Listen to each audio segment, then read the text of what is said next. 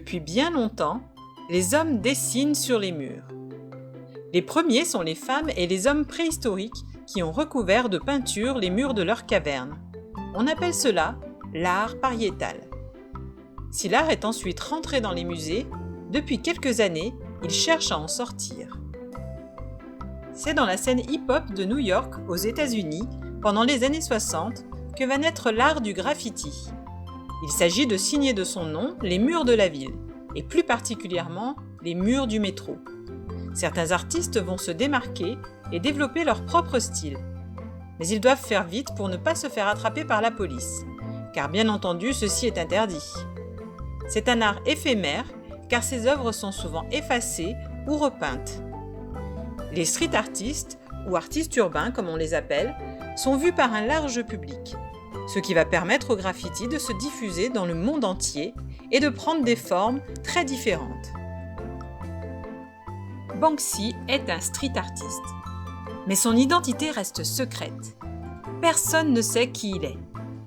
Il utilise des pochoirs qu'il prépare à l'avance et de la peinture en bombe aérosol pour peindre sur les murs des villes du monde entier. En 2015, en Angleterre, il a créé un parc d'attractions appelé Dismaland. C'est l'opposé de Disneyland. On peut y visiter un château Disney en ruine, assister à l'accident de carrosse de Cendrillon prise en photo par des paparazzis, ou encore se lancer dans une pêche au canard englué dans une marée noire.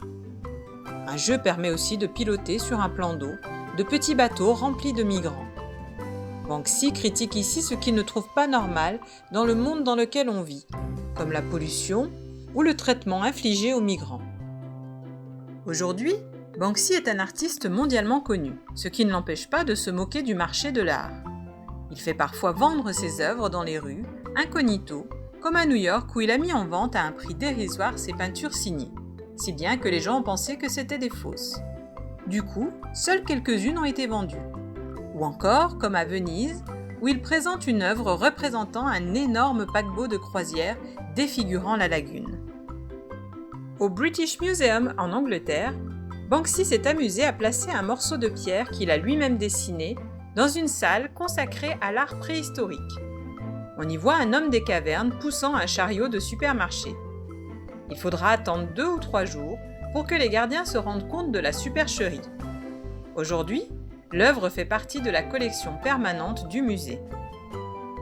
En 2018, au moment même où l'œuvre de Banksy, La petite fille au ballon, a été vendue pour plus d'1 million d'euros, le papier situé à l'intérieur du cadre a glissé dans une déchiqueteuse cachée par l'artiste, détruisant ainsi la moitié de l'œuvre. Personne ne s'y attendait. Sur cette peinture faite à l'origine sur un mur, on peut voir une petite fille qui a échappé son ballon rouge en forme de cœur. Elle le regarde s'enfuir dans les airs. Ce ballon symbolise un message d'amour et de soutien au peuple syrien qui subit la guerre depuis de nombreuses années.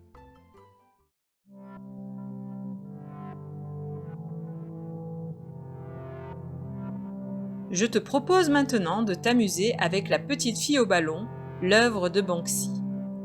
Nous allons avancer ensemble pour réaliser cette peinture et tu mettras sur pause le temps qu'il te faudra pour faire ce qu'il te sera demandé. Surtout, prends ton temps. Cet atelier est destiné aux enfants, mais l'idée est de se faire plaisir en peignant et en découvrant le travail de Banksy.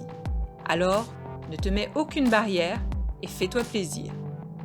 Pour les plus petits, on peut aussi peindre à 2, ça permet de partager un moment de création agréable.